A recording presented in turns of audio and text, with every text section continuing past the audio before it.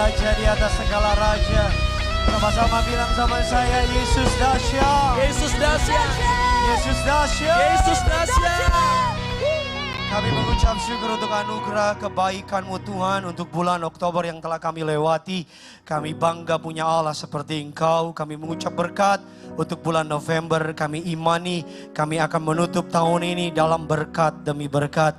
Dalam anugerah demi anugerah. Dalam kebaikan demi kebaikan. Bulan ini bersama dengan Yesus ada banyak kebaikan. Ada banyak anugerah. Ada banyak hal-hal indah yang menanti kami di bulan ini. Kami bersyukur untuknya. Kami mengucap syukur Tuhan. Engkau baik, Engkau setia. Kami akan siapkan nanti kami untuk diberkati oleh firman Tuhan. Sama seperti Engkau mengurapi para rekan-rekan pemimpin pujian, Engkau juga mengurapi hamba-Mu dengan urapan yang baru. Setiap kata kalimat penuh kuasa, penuh kemuliaan Tuhan. Setiap kubu pertahanan yang dibangun oleh keangkuhan manusia untuk menentang pengenalan akan nama Yesus, kami patahkan kuasanya. Allah Roh Kudus, Engkau disambut di tengah-tengah kami. Dalam nama Tuhan Yesus, setiap kita, kerinduanku church yang siap diberkati firman Tuhan, dengan lantang sama-sama kita boleh katakan amin. Kita boleh kasih tepuk tangan dulu yang luar biasa bagi Tuhan kita. Silakan duduk kembali saudara. Apa kabar semuanya saudara? Tuhan Yesus itu baik, amin. Yuk biar kompak tempat ini. Shalom gereja kerinduanku. Bisa lebih semangat lagi, shalom. Apa kabar saudara? Siapa yang bangga punya Yesus boleh lambaikan tangan saudara dulu. Oh haleluya. Kalau saudara nggak keberatan, boleh kasih salam kiri kanan saudara. Katakan bulan ini kamu diberkati dahsyat. Bilang saudara. Haleluya. Yuk biar rame gereja ini, kita kasih tepuk tangan dulu dong buat Tuhan kita. Mari sama-sama kita akan masuk kepada bagian kedua dari The Power of Community. Kuasa dari komunitas. Apa yang komunitas lakukan. Minggu lalu kita belajar di bagian pertama bahwa komunitas itu membentuk kita, bahwa komunitas membuat kita bertumbuh. Dan hari ini kita akan sedikit kembali belajar mengapa saudara perlu ada di komunitas. Kita akan melihat dari Alkitab, perspektif Alkitab. Matius 22. Ayatnya yang ke-36 sampai dengan ke-40. Yuk sama-sama kita baca bergantian. Saya baca ayat 36, saudara baca ayat ke-37. Demikian seterusnya 40 kita bersama-sama. Yang sudah di sana, sama-sama dengan saya katakan Tuhan Yesus keren banget. Amin, saya berdoa tiap hari engkau bilang itu sama hidupmu saudara. Kau akan melihat kebaikan demi kebaikan mengejar hidup saudara. Amin saudara. Guru, hukum manakah yang terutama dalam hukum Taurat? Ini pertanyaan ditanyakan. Apa yang paling penting dari seluruh hidup ini? Ayat yang ke-37 saudara silakan.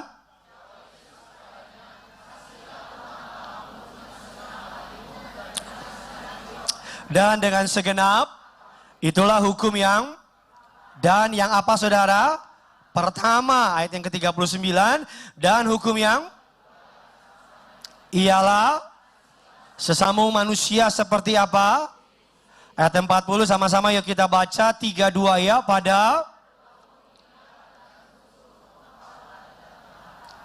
Pada kedua hukum inilah tergantung seluruh hukum Taurat dan kitab para nabi. Gampangnya begini, kalau Alkitab diperes maka ayat ini yang muncul. Gampangnya begini, kalau disuruh bilang simpulkan tentang Alkitab, maka isinya adalah gini. Kasihilah Tuhan Allahmu dengan segenap hatimu, dengan segenap, dan kasihilah sesamamu Jadi kalau orang tanya apa sih kekristenan? Ini. Kalau orang tanya hukum yang saudara baru baca, mungkin kita pernah mendengar disebut dengan hukum terutama. Atau kita pernah dengar dengan istilah hukum kasih. Kalau dalam istilah Inggrisnya the Great Commandment. Atau perintah yang luar biasa. Alkitab katakan pada kedua hukum inilah tergantung seluruh hukum Taurat dan kitab para nabi. Gampangnya ini garis besar haluan surga. Memang nggak ada sih GBHN surga. Tapi hari ini ada. Garis besar haluan negara yang menjadi dasar, yang menjadi pusat, yang menjadi solid foundation dari kekristenan. Nah kalau saudara mempelajari, maka saudara akan melihat bahwa ini membentuk vertikal dan membentuk apa Bapak Ibu? Membentuk salib. Ada orang Kristen yang kalau kita perhatikan dia hanya fokus sama vertikal aja. Pokoknya yang penting hubungan saya sama Tuhan aman. Pokoknya yang penting udahlah gak usah ada orang lain lah. Orang lain ngecewain. Udahlah gak usah gereja-gerejaan lah. Ada banyak orang munafik di gereja. Pokoknya yang penting saya sama Tuhan. Sama orang bodoh amat. Ada orang yang kedua adalah orang yang penting saya sama orang lain. Yang penting hidup ini baik aja sama orang lain. Tuhan itu gak ada lah. Pokoknya yang penting saya rajin menolong, suka menabung. Pasti nama saya Budi. Pokoknya hidup ini yang penting saya sama dia. Bodoh amat sama orang lain. Tapi Alkitab bilang ayat yang tadi kita baca tidak dapat dipisahkan. Yang setuju bilang amin. Kalau saudara mengasihi Tuhan, maka buah dari mengasihi Tuhan, saudara pasti mengasihi sesama. Amin. Kalau saudara mengasihi sesama, bagaimana kita bisa mengasihi sesama kalau kita belum dikasihi oleh Tuhan?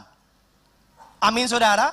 Makanya ada banyak orang hidupnya hampa, ada banyak orang hidupnya tidak mengalami yang namanya hidupnya selalu merasa berkekurangan. Karena kehidupan kekristenan mereka hanya vertikal atau hanya horizontal. Padahal sesungguhnya Tuhan mau saudara. Alkitab katakan pada kedua hukum inilah tergantung seluruh kitab Taurat dan para kitab Nabi. Jadi hidup ini adalah tergantung bagaimana engkau sama Tuhan dan bagaimana engkau dengan sesama. Ini kayaknya ada penolakan di hati saudara. Kita akan belajar lebih dalam lagi saudara. Ada beberapa metafora dalam Alkitab yang menggambarkan tentang setiap kehidupan orang percaya. Goal dari khotbah ini supaya saudara tahu bahwa saudara diciptakan untuk bersama-sama berkomunitas dengan orang percaya agar saudara keluar menjadi orang yang menang. Yang percaya bilang amin. Dan kasih tepuk tangan dulu yang luar biasa. Yang pertama, metafora yang pertama yang Tuhan pakai untuk menggambarkan hidup orang percaya. Yang pertama adalah orang percaya digambarkan sebagai bangunan. Bangunan itu nggak bisa berdiri sendiri. Tahu bangunan? Kita punya abang lagi tidur. Bang, bangunan. Nggak lucu? Ya, tolong dibantulah. Bangunan itu nggak bisa sendiri. Ini bisa berdiri karena ada yang menopang di bawah. Amin. Ini ada yang menopang. Hidup orang percaya, Alkitab menggambarkan adalah seperti bangunan. Di mana ada yang nopang saudara dan saya. Yang setuju bilang amin. Berikutnya yang kedua, hidup orang percaya digambarkan seperti tubuh. Mari kita lihat ayatnya. Roma 12, 4 dan 5. Yuk. 3, 2, ya. Mempunyai banyak anggota tetapi mempunyai tugas yang sama. Ayat yang kelima, demikian juga. Tetapi kita masing-masing adalah apa? Anggota yang seorang terhadap yang. Sama-sama bilang sama saya bagian dari saudara. Saudara bagian dari saya. Itu maksud dengan yang Alkitab bilang, hidup orang percaya seperti tubuh. Masing-masing kata Alkitab di sana mempunyai tugas yang tidak sama. Walaupun mereka tidak sama tapi masing-masing adalah anggota seorang terhadap yang lain.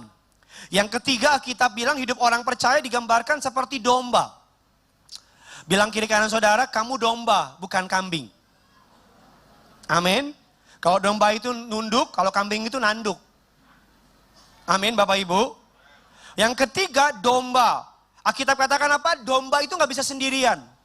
Serigala paling gampang diterkam ketika domba paling gampang diterkam ketika domba apa? Sendirian. Colek kiri kanan saudara. Kalau sendirian kamu binasa. Bilang sama yang baru ngomong, bilang sama dia. Kita nggak bisa apa Bapak Ibu sendirian. Yang keempat, yang terakhir, orang percaya digambarkan sebagai keluarga. Kita buka dasar firman-Nya. Sama-sama kita lihat kebenaran firman Efesus 2, 19:20. Yuk, 3, 2, ya. Melainkan kawan, sewarga, anggota kudus dan anggota-anggota keluarga. Colek kiri kanan saudara, bilang kita keluarga loh. Bilang sama yang baru ngomong, pinjem dulu 100 bilang. Kita apa? Keluarga. Pak Bu, kita keluarga kata Alkitab. Keluarga gak bisa itu sendiri. Kemarin saya tanya sama anak saya, Gene kenapa? Gene seneng gak punya orang tua? Seneng dong. Gene kenapa seneng punya orang tua? Ada yang ngurusin. Seperti saya nih, ada yang ngurusin. Di hati saya berpikir tisu. Mereka datang bawa tisu. Hampir nanti saya marahin. Saya gak bisa sendirian. Ada yang nolong. Ada yang nopang. Makanya dari keempat metafora yang baru kita baca sejak awal penciptaan, tidak ada dalam benak Tuhan bahwa manusia itu dapat hidup sendiri. Minggu lalu kita belajar di Taman Eden, Alkitab berkata, Tuhan berkata, tidak baik manusia seorang. Di Taman Eden aja yang sempurna Tuhan bilang gak baik. Apalagi di kota Bekasi. Yang kacau-kacau ini. Betul apa tidak? Di Taman Eden aja yang gak ada pinjol. Halo, yang terlibat pinjol? Yang gak ada judol. Tahu judol? Gua tahu. Cuman 2 ini, korban apa pelaku aja ini. Di Taman Eden aja Tuhan bilang gak baik. Makanya saya tulis dalam slide saya, saudara, bahwa Tuhan mendesain hidup saudara untuk memiliki teman. Minggu lalu saya bilang namanya Ezer. Ezer. Orang yang menjaga, mengelilingi, mengawal seluruh perjalanan hidup saudara. Orang yang ngingetin kalau kita salah. Orang yang ngomongin kalau kita mulai gak bener. Orang yang mulai kasih tahu kalau kita mulai ngaco. Orang yang mendoakan kita ketika sesuatu yang buruk terjadi sama kita. Kemarin di teman seperjalanan ada seorang pengerja yang mamanya dioperasi jantungnya. Dia taruh di grup. Dan pada doain semua. Ratusan orang yang doain minimal. Apa yang mau saya bilang? Hidup ini akan jauh lebih mudah kalau kita punya teman yang mengasihi kita. Amin saudara. Saya berdoa, masalahnya banyak dari kita dikelilingi oleh orang-orang yang mohon maaf, ngaconya minta ampun. Udah susah hidup kita, ketemu yang susah, tambah susah. Yuk sama-sama angkat tangan saudara, kerinduanku church, sama-sama angkat tangan saudara. Yuk sama-sama ikuti saya dalam nama Tuhan Yesus. Aku berdoa di dalam nama Yesus. Aku menolak hubungan yang salah, orang yang salah. Aku menolak segala sesuatu yang bukan dari Tuhan. Aku patahkan kuasanya. Aku meminta orang yang dari Tuhan, teman yang dari Tuhan, hubungan yang dari Tuhan terjadi dalam hidupku. Siapapun yang bukan dari Tuhan, aku tolak kuasanya. Dalam nama Yesus, semua yang percaya kita katakan, kita kasih tepuk tangan dulu buat Tuhan kita. Manusia tidak didesain Tuhan untuk bisa kuat, stabil, hidup optimal tanpa keberadaan orang lain. Never, gak akan pernah bisa. Allah tidak mendesain saudara dan saya untuk sendirian. Buktinya contohnya gereja ini bisa berdiri ada karena ada orang-orang yang bekerja sama. Amin. Gak ada orang, kita akan menonton sepak bola dengan indah kalau mereka saling bekerja sama. Betul apa tidak? Kita akan menonton hidup ini yang jauh lebih mudah kalau kita saling bekerja sama. Mari kita lihat Matius 5 ayat yang ke-48. Saya sedang building something dalam khotbah ini. Pay attention, engkau pulang pasti diberkati. Sama-sama yuk kita baca Matius 5 ayat yang ke-48. 3, 2, ya. Karena itu, Matius 5:48. Karena itu haruslah kamu apa? Sempurna sama seperti Bapamu yang di surga adalah apa? Sempurna. Udah disuruh pilih teman yang benar. Alkitab juga bilang karena itu hendaklah kamu sempurna. Repot enggak? Udah sudah teman, Tuhan minta kita sempurna. Mari kita belajar dulu. Apa kata sempurna dalam bahasa Yunaninya? Kata sempurna dalam bahasa Yunani menggunakan kata teleos. Yang artinya mature. Yang artinya completeness of Christ character. Artinya sempurna itu artinya bukan gak pernah salah. Artinya sempurna itu artinya dewasa. Artinya sempurna itu saudara punya karakter Kristus. Nah pertanyaannya, bagaimana kita yang jauh dari sempurna ini bisa punya karakter Kristus? Makanya Alkitab bilang besi menajamkan, manusia menajamkan apa? Saya pernah bilang sama saudara, akan Tuhan kirim orang-orang yang nyebelin. Mulai kebayangkan mukanya? Tuhan akan kirim orang-orang yang apa? Nyebelin. Saudara doa untuk tolak usir dia, gak pergi-pergi dia. Tapi ketika saudara udah mulai, karena ada beberapa orang yang memang diutus buat nyebelin. Ada, di sini gak ada. Di Zimbabwe. Ada, memang dia lahir untuk nyebelin aja. Nanti ketika orang yang dia ganggu itu udah dewasa, dia pergi orang itu. Untuk ngapain? Ganggu yang lain. Makanya kita bilang besi menajamkan apa? Besi. Alkitab katakan bagaimana kita bisa sempurna. Bagaimana kita bisa keluar yang terbaik ketika kita ketemu dengan orang lain. Ketika karakter kita beradu dengan karakter orang lain. Ketika orang berjanji dan gak menepati. Ketika orang ngomongin di belakang. Ketika orang nyakitin kita. Ketika hal-hal yang buruk terjadi. Ketika kita pokoknya hal tersebut akan mendewasakan kita. Mari kita lihat lagi bagaimana cara mereka didewasakan oleh Tuhan. Kisah Rasul 2, 41 dan 47. Orang-orang yang menerima perkataannya itu memberi diri mereka dibaptis. Dan pada hari itu jumlah mereka bertambah berapa? Sama-sama bilang sama saya, 3.000 jiwa. Ayat 42, sama-sama yuk kita baca. 3, 2, iya.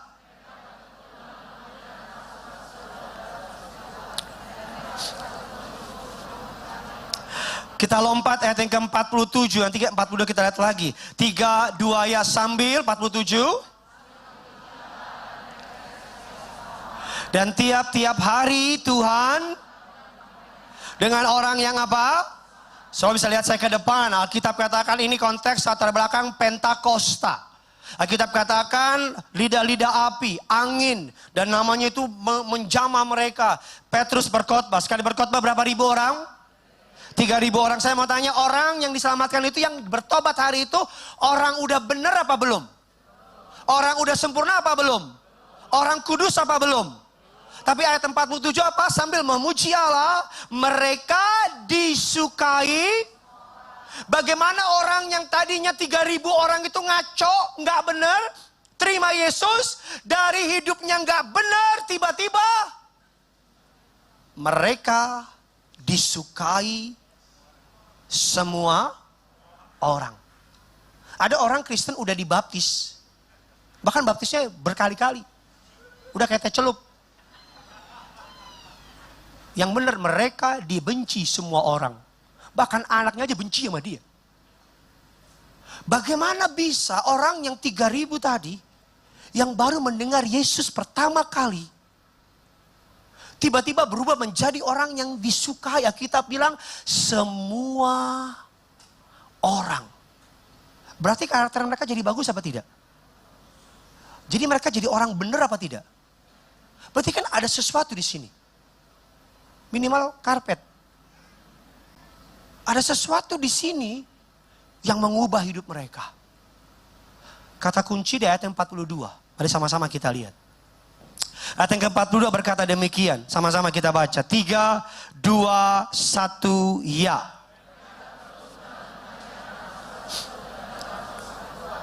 Dan mereka selalu apa? Bayangkan orang yang hidupnya masih jauh dari Tuhan. Bertobat. Memberi diri mereka dibaptis.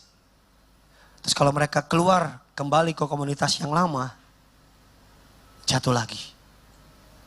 Betul apa tidak? Makanya gak heran kenapa banyak orang hari Minggu datang nangis-nangis. Berapa bulan kemudian datang lagi nangis-nangis. Dosanya itu lagi. Makanya gak heran berapa orang datang nyesel sama kesalahannya. Berapa minggu kemudian kesalahan yang sama. Bahkan sebagai pendeta ada banyak jemaat saya ketemuin udah bertahun-tahun isunya selalu sama. Sampai saya bukan lagi malas doain. Saya rasa malaikat juga udah mulai malas. Kenapa? Karena gak ada perubahan. Makanya saya tulis dalam slide saya, pertobatan tanpa pemuritan akan menghasilkan pembiaran. Saudara kalau bertobat di gereja dan saudara nggak berkumpul dengan anak-anak Tuhan, komunitas orang percaya, I know for sure, saudara pasti jatuh. Ini kan tanggal 3 ya. Kan masih kenceng dong gaji kan? Apa gajimu punya sayap? Hah? Baru masuk ting, langsung. Terima kasih untuk cicilan pinjol Anda. Enggak, saya pengen saudara tahu gini. The secret, rahasia jemaat mula-mula. Kenapa mereka very powerful? Kenapa mereka sangat dahsyat? Kenapa dari 12 orang melompat menjadi 3.000? Apa yang membuat 12 ini hebat? Dari 12 orang melompat jadi 3.000, dari 3.000 orang melompat terus sampai jadi jumlah miliaran orang Kristen hari ini di dunia. Itu kalau mau tepuk tangan, kalau enggak. Tolong, mem-PHP kan pendeta, dosanya double. Apa yang membuat jemaat mula-mula ini very powerful? Kenapa mereka sangat luar biasa? Karena ketika mereka bertobat dengan nama Yesus, mereka nggak kembali ke komunitas lama mereka. Mereka kembali ke komunitas orang percaya. Mereka bertekun dalam pengajaran rasul-rasul. Apa artinya? Mereka nyemplung, Pak. Kalau bertobat cuma hari Minggu dan Senin sampai Sabtu nyemplung lagi ke duniamu yang lama, jatuh lagi. Amin. Kalau saudara hanya hari Minggu 2 jam, itu pun kau datang telat, itu pun di tengah khotbah kau sibuk sama HP, kau cari labubu. Wah, buat apa? Saya tulis dalam slide saya, pertobatan plus pemuritan akan menghasilkan yang namanya kedewasaan. Ada banyak di teman seperjalanan yang mau bunuh diri. Teman yang ngingetin. Puji Tuhan gak jadi bunuh diri. Ada banyak di teman seperjalanan yang mau kembali ke kehidupan lama. Saya kenal teman seperjalanan yang rumah tangganya hancur. Mereka mau bercerai. Tapi saya dengar hari ini rumah tangga mereka bukan saja Tuhan pulihkan, tapi Tuhan pakai mereka untuk memimpin beberapa kelompok sel. Amin. Mari kita lihat lagi beberapa ayat. Roma 5 ayat yang pertama. Roma 5 ayat yang pertama. Sama-sama kita baca. Yuk, saya percaya saudara diam karena terpesona sama firman Tuhan. Aminmu gak yakin. Yuk, 3, 2, ya kita. Dan jangan kita mencari apa? Kalau saudara baca perikop judul di atasnya, Rasul Petrus sudah mengajar bagaimana cara jemaat hidup. Ini adalah sebuah starter kit. Ini adalah sebuah pengajaran dari Rasul Paulus kepada jemaat di Korintus, di Roma, kepada jemaat di Galilea dan berbagai jemaat. Rasul Paulus bilang gini, kamu yang kuat, kita yang kuat, wajib menanggung kelemahan orang lain yang tidak kuat. Bicara apa? Komunitas. Bicara apa? Saling menguatkan. Saya kasih contoh sama saudara. Saya minta tolong Pastor Binsar bisa bantu saya. Kita selalu kuat gak dalam hidup ini? Ada yang selalu kuat 24 hour, 7 day in a week? Ada? Ada kalanya kita gak kuat. Pastor Binsar tolong bantu saya. Coba tolong dorong saya. Pak dorongnya pelan, saya lebay aja. Lebih kenceng dikit. Saya gak bisa bertahan lagi. Kencengan dong, orang Batak kan kau. Hah, kurang ajar dia. Sekali lagi. Hidup tuh kita bilang, coba Pastor Randy bisa bantu saya. Hidup tuh seperti ini. Saudara. Sekarang Pastor Binsar dorong, Pastor Randy dorong.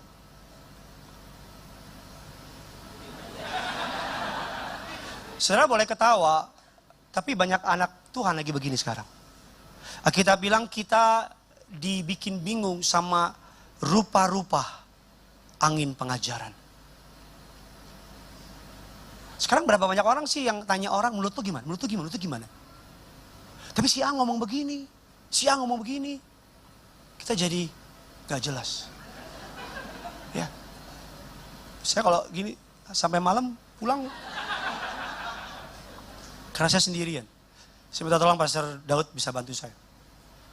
Kita yang kuat, kata Alkitab, wajib menanggung kelemahan orang yang tidak kuat. Ini yang saya maksud dengan komunitas. Teman dalam Tuhan. Coba ada orang Pastor Vincent. Gak bisa. Coba kalau saya gak terkoneksi sama mereka, kurang ajar kamu. Lagi. Coba kalau,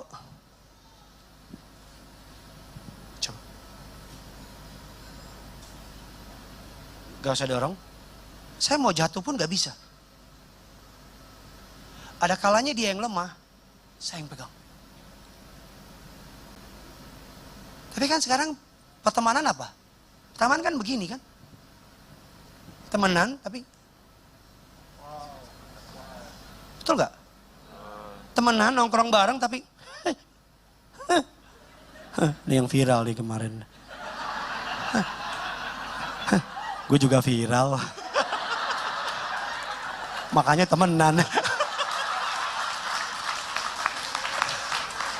Udahlah, lu seneng-seneng lu ngomongin juga lah, sama lah. Sekarang kan, maaf ya, pertemanan di luar Kristus kan kayak begitu. Bahkan ketika mau jatuh, coba jatuh Pastor, malah saya dorong. Malah kita mohon maaf. Bahkan kita saling intip. Kapan nih jatuh nih orang? Tapi kalau pertemanan dalam Kristus, Pastor tolong. Kita yang kuat wajib menanggung kelemahan orang yang tidak kuat. Janganlah kita mencari kesenangan kita sendiri. Apa maksud ayat itu? Agar saya perhatiin dia perhatiin saya. Itu maksud ayat itu. Agar kita saling meliatin. Agar kalau dia gak ke gereja, saya WA. Kenapa gak gereja? Datang dong. Agar kalau dia tiba-tiba WhatsApp-nya warnanya gelap, profilnya. Saya WA, kenapa profilmu gelap? Mati lampu bang, oh ya udah. Bisa ngerti maksud saya? Bisa nangkep maksud saya? Ini yang kuat. Enggak jatuh. Makanya kita bilang, satu lembar tali mudah diputuskan. Tali 2-3 lembar, tali, kalau anggap aja ini tali, kalau hanya satu lembar, hanya mengangkat mungkin 10 kilo. Tapi kalau tali udah mulai,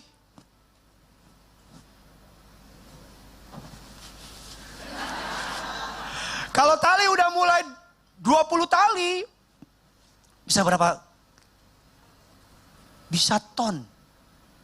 Kalau kamu sendirian, kamu mungkin bisa berjalan 1 kilo. Tapi kalau kamu rame-rame, gak tahu ujungnya berapa. Amin. Ingat kisah peperangan ketika bangsa Israel melawan dengan musuh Amalek? Alkitab bilang, Yosua di medan peperangan. Musa dengan yang namanya Harun, dengan satu lagi yang namanya saya lupa Urim atau siapa, Musa angkat tongkat. Pak Bu, Alkitab bilang setiap kali tongkat Harun, tongkat Musa turun, musuh makin kuat. Betul apa tidak? Setiap kali tongkat Musa makin naik, Israel makin kuat. Tapi permasalahannya seharian bos.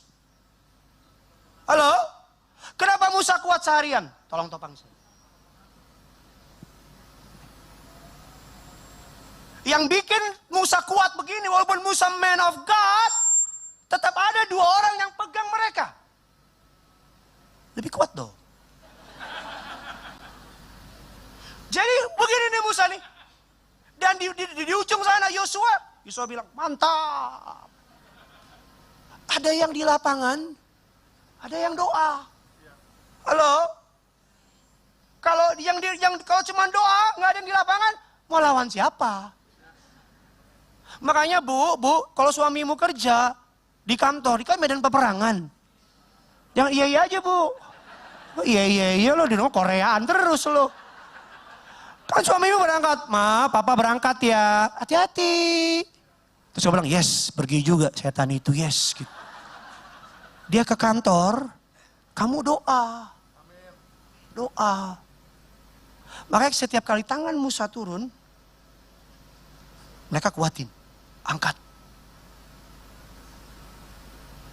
Ini yang saya bilang sama saudara. Emang sudah pikir kenapa saya bisa berdiri di depan saudara? Karena saya baru makan tadi. Nasi kuning. Karena ada yang,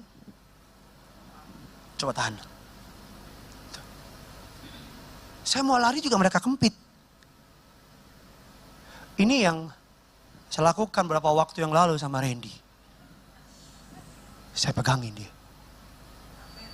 Dia tanya sama saya, Kak, orang kayak gue masih boleh gereja gak? Justru orang kayak lo paling dicari Tuhan.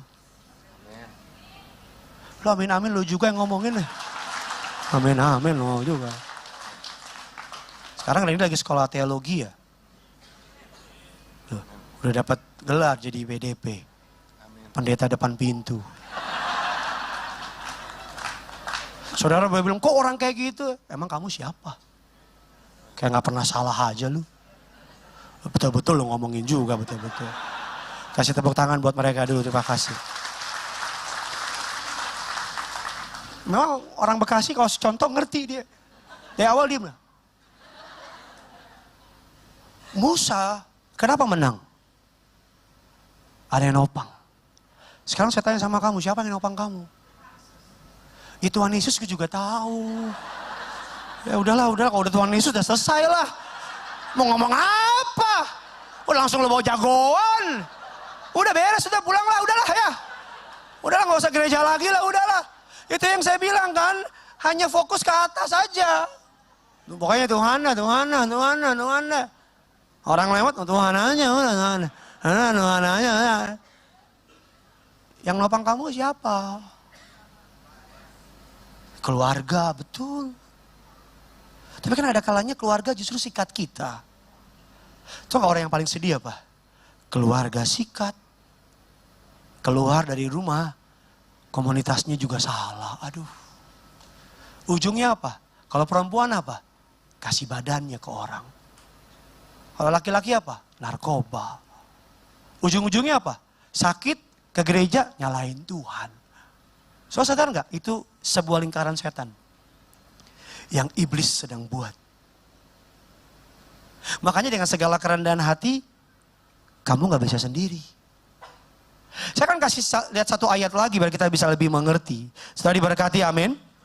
Ya kita lihat satu ayat saudara. Sama-sama Mazmur 1 ayat 1 dan 3. Sampai saya undang pemain keyboard bisa bantu saya. Bisa bayangin gak kalau saya khotbah sambil main keyboard? Boleh, tapi gak bisa. Coba kalau saya main. Saya aja gak tahu mana volume.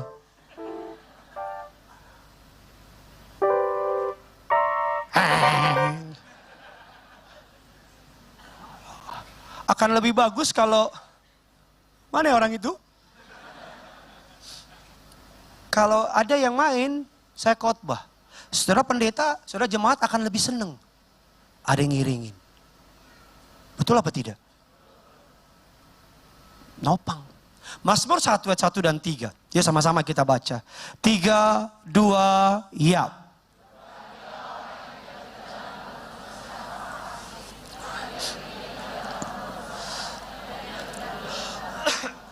Tetapi yang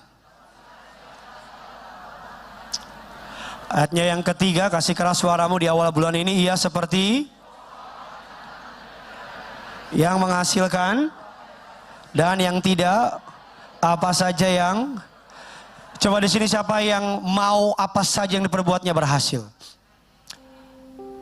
Dari ayat ini ada dua kata kunci untuk apa saja yang diperbuatnya berhasil. Yang pertama, merenungkan firman Tuhan siang dan, itu yang pertama. Yang kedua, ayat yang pertama tolong tampilkan. Berbahagialah. Coba ganti kata orang dengan nama saudara. Belum, sabar. Ganti kata orang dengan nama saudara. Yuk 3, 2, ya. Berbahagialah Gideon yang tidak berjalan menurut nasihat orang fasik, yang tidak berdiri di jalan orang berdosa, yang tidak duduk. Ayat 3 adalah hasil dari ayat 1. Jadi kebahagiaanmu ditentukan oleh 2 hal. Merenungkan firman Tuhan siang dan malam. Dan yang kedua, dengan siapa kamu diri, dengan siapa kamu duduk, dengan siapa kamu berjalan. Gampang kok hidup ini. Gampang banget. Perhatikan siapa yang jalan sama kamu di kehidupan ini. Kalau dia tukang selingkuh, tukang bohong, tukang menghina Tuhan, maka hidupmu kau akan tahu kemana endingnya. Karena jalan orang bertobat sama jalan orang gak bertobat sama apa beda? Beda dong, yang satu menuju kebinasaan, yang satu menuju kita bilang seperti rembang siang hari.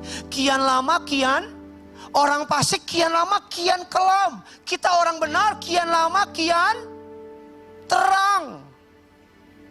Kita bilang berbahagialah mereka yang tidak duduk dengan kumpulan pencemooh. Artinya apa? Kalau duduk, udah tahu belum? Gideon,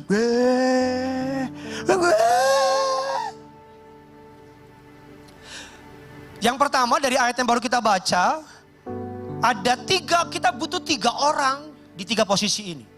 Saudara perlu punya 3 orang ini untuk saudara bisa menjalankan hidup saudara dengan baik, sesuai dengan apa maunya Tuhan. Yang pertama adalah Pastor Daud, orang yang berjalan di depan kita.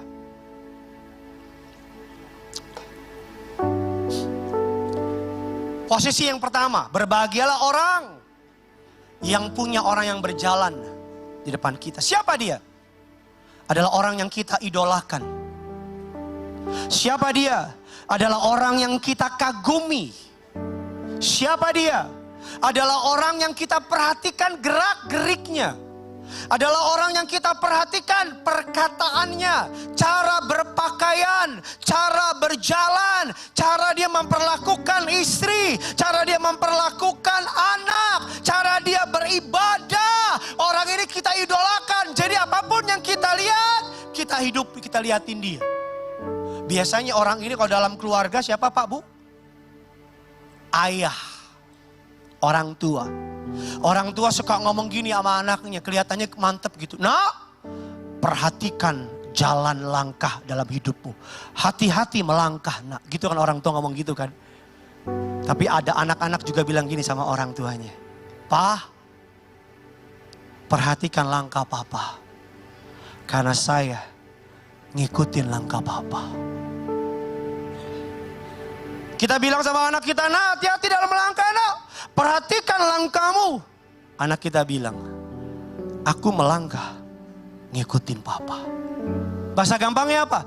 Kalau papa melangkah benar, aku juga melangkah. Coba Pastor boleh jalan. Pelan-pelan Pastor boleh? Saya ngikutin dia.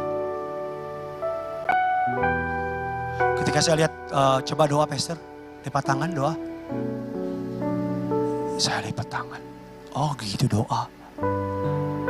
Coba Pastor pura-pura ngampunin. Gak tau gimana saya juga bingung.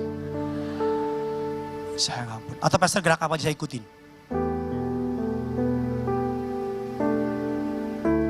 Saya ngikutin. Masalahnya banyak anak muda idolanya BTS. Masalahnya anak muda idolanya orang dunia yang justru gak cinta Tuhan. Yang mohon maaf, rumah tangganya hancur, free sex, gak hormat orang tua. Apa yang mau diikutin? Halo? Orang yang kita idolakan. Orang yang kedua kita bilang, orang yang berdiri dengan kita. Pastor Binsar. Orang yang berdiri dengan kita. Siapa dia?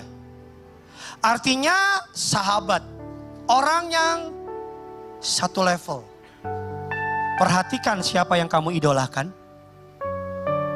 Orang yang berjalan di depan kamu. Perhatikan sahabat kamu. Sahabat tugasnya ngapain sih? Apabila seorang jatuh, ada yang angkat. Yang kalau saya bilang, bisa nggak ya gua? Dia akan bilang, Bisa bang, kalau gue bilang kayaknya gue nggak mampu deh.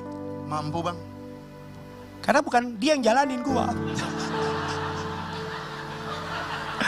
Emang enak jadi dia emang. Ketika gue bilang, gue lagi takut nih. Jangan takut bang. Karena yang bayar gue. Tolong ngadep sana bro. Dalam konteks peperangan pada zaman Romawi kuno, ini nih. Saya nggak bisa lihat punggung saya pak. Saya nggak bisa lihat belakang saya. Taunya saya bener. Taunya saya lurus. Tapi dia yang tahu. Repot nggak? Kalau orang yang kita percaya ternyata salah. Justru malah. Ini pengalaman nih. Ya. Sampai hari ini berapa banyak orang yang masih menanggung rasa sakit. Karena salah menaruh kepercayaan sama orang. Berapa banyak hari ini orang yang hidupnya hancur. Karena di satu titik. Dia mempercayai orang yang salah. Saya tahu rasanya percaya sama orang dan dikhianatin. I know for sure. Makanya saya janji sama diri saya. I will never ever do that. Saya bilang sama pastoral saya, selama kamu gak nyerah, saya bersama dengan istri sebagai your lead pastor, I will fight for you. Tapi kalau udah nyerah mau ngomong apa? Kita butuh orang yang bukan ngakimin kalau jatuh, memang lu gak bener. Kita butuh orang yang bilang, you can do it. You can do it. Sahabat, tolong kuatin Kor. Kuat dong. Sahabat macam apa kamu ini? Sahabat kok lembek kayak begini. Kor. Kor, siap. Kamu belum makan ya? Kor ya.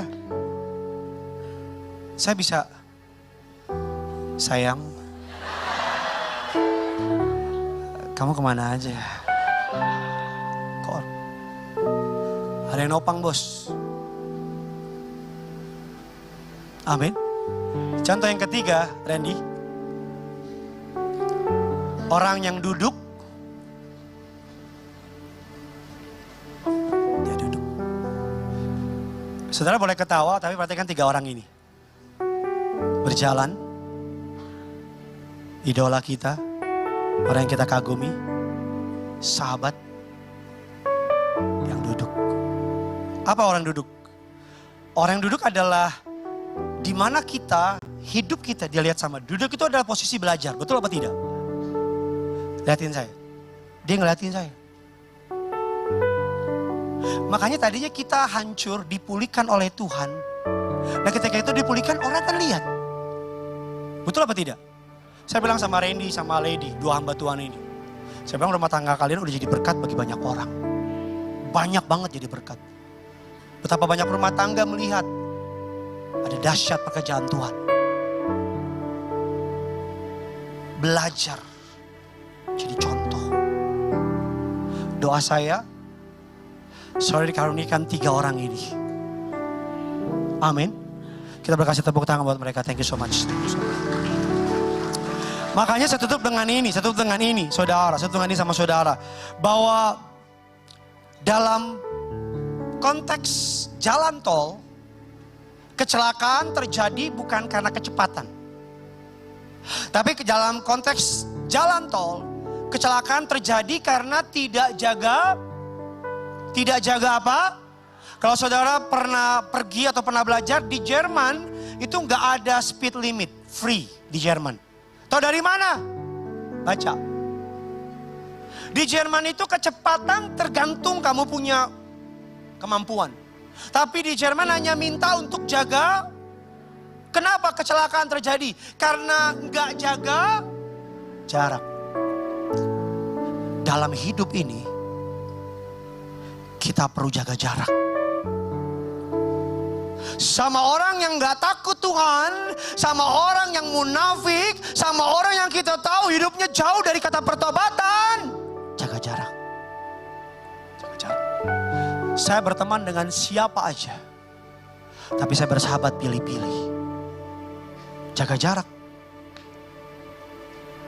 Ada beberapa orang ibarat rumah, ada pagar depan, ada ruang tamu, ada ruang keluarga, ada kamar pribadi. Sama-sama bilang sama saya, pagar, ruang tamu, ruang keluarga, kamar pribadi. Saudara mau tahu gak saya kenapa ngomong itu? Belilah rumah di Bekasi. Nah, karena ada yang namanya, ada beberapa orang dalam hidup ini yang boleh cuma sampai pagar. Orang kayak gitu gak boleh masuk ke ruang keluarga. Kenapa? Dirampok kamu habis-habisan sama dia. Orang-orang yang saudara tahu, contoh di rumah siapa? Tukang sampah. Contoh siapa di rumah yang boleh hanya di pagar? Tukang sayur. Kita kan gak pernah bilang tukang sayur, ayo bang masuk bang kamar bang, ayo bang. Ayo bang tidur bareng ya bang. Gila iya, betul gak? Kita kalau ada tukang sayur, kita cuma ngomong sama dia di depan pagar. Betul gak? Ada beberapa orang yang boleh masuk ke ruang tamu. Siapa? Pak RT. Pak RT masuk pak. Ada apa pak? Ini iuran 2.000 tahun gak dibayar. Ya tolong dibantu lah pak. Ada beberapa orang yang boleh masuk ke ruang keluarga. Siapa dia? Sahabat. Teman dekat. Yang udah temenan dari kandungan. Tapi sedikit orang yang boleh tinggal dan nginep di kamar pribadi. Tapi kesalahan Gen Z zaman sekarang, Gen Z, kesalahan milenial zaman sekarang baru kenal, dia bawa masuk ke kamar pribadi. Ini bukan bicara soal seks loh. Tapi baru kenal, baru ketemu, dibuka semuanya, diceritain semuanya. Dibawakan di kamar pribadi kelihatan baju kotor, poster idola, betul kan? Kalau engkau idola sama saya, ada poster saya kan? Kan di kamar pribadi kelihatan semua, betul gak? Kita bawa dia, terus pas dia pergi, kita cari, mana HP gue? Terus di luar dia ngomongin kita. Terus kita nangis. Terus kita bilang, kok Tuhan gak bela? Tuhan bilang, kamu salah milih. Hati-hati. Amin. Hati-hati Pak. Perhatikan dengan baik siapa orang di sekitar kamu hari-hari ini. Jangan salah berteman. Salah berteman habis. Makanya dalam kesempatan ini saudara yang rindu punya teman seperjalanan, saya bisa bergabung dalam komsel di tempat ini. Selamat hari Minggu yang punya surga. Crazy in love with you. Meteraikan firman-Mu bertumbuh berakar bahwa menjadi rema. Kami siapkan hati kami untuk membawa korban ucapan syukur kami. Kami sadar berkat yang kami punya datang berasal dari Tuhan. Dan kami ingin bawa kembali kepada pekerjaan-Mu Tuhan. Berkati setiap mereka yang memberi. Bahkan setiap jemaat-Mu Tuhan, setiap kami semuanya, tanpa terkecuali diberkati Tuhan. Dalam nama Tuhan Yesus, setiap kita yang siap memberi yang terbaik bagi pekerjaan Tuhan, sama-sama kita boleh katakan, amin. Selamat memberi, Tuhan Yesus memberkati.